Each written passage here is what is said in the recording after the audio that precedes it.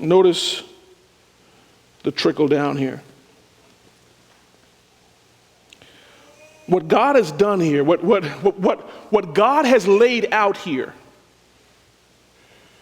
highlights the relational reality that God viewed and views the male as the head and the primary source of responsibility within the marriage relationship. A marriage relationship in which the male abdicates his responsibility to lead will be a marriage relationship that crumbles under the weight of his incompetence. But it is not just leadership in general which God is concerned in this preamble. It is the leadership that accomplishes the spiritual end of compliance to the Word of God. When a Christian woman resists the spiritual leadership of her husband, or a Christian husband abandons his responsibility to lead the marriage in the compliance to the will of God, it is the family that is damaged. Where are the men who are willing to lead their families to church, to lead their families in understanding the Word of God, to lead their families into spiritual maturity? We have raised a generation of spiritual powder puff men who either can't or won't take the spiritual reins of their household. Shame on them. We need men who are real men, who not only wear pants, but ought to wear pants.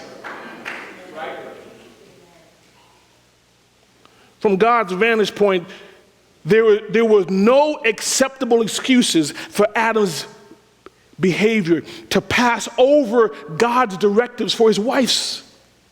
A biblical man stands for God even if the nearest and dearest to him do not. Even if he is between a rock and a hard place. Man, there may come a time in a relationship when you must stand alone solely upon your trust in God. This is graphically illustrated for us in the life of Job. When Job was at his lowest point, Job 2:9 says, then his wife said to him, do you still hold fast your integrity?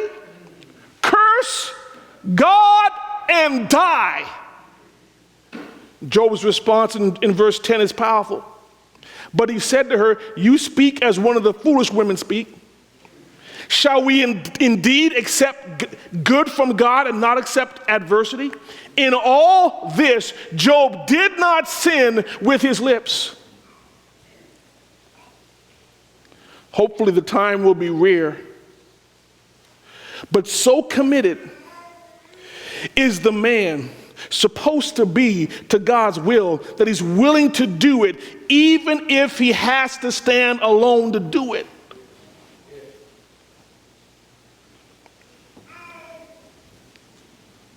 I've heard men give me the excuse,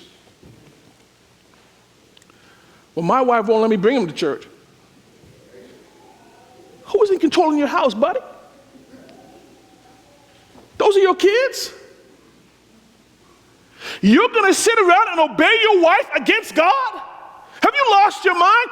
When you have to face God, God doesn't want to hear, oh, well, my wife made me do it. No, buddy. You're toast.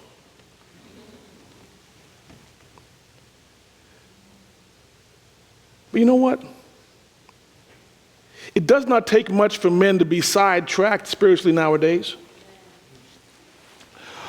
All many men need is just a nudge,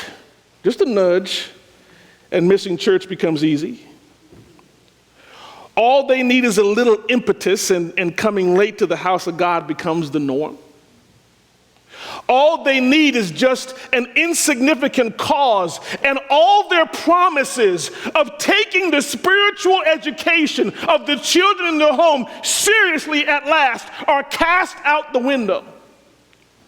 Oh, it doesn't take much, just a good movie or a football game. Just a little difficulty or a trial at home or at work, just a little resistance, and many men will abandon the Lord and the things of the Lord, or move them way down the priority list. That's not a man. I don't know what that is, but it's sure enough not a man. God's preamble lets us know what God's expectations are for that relationship.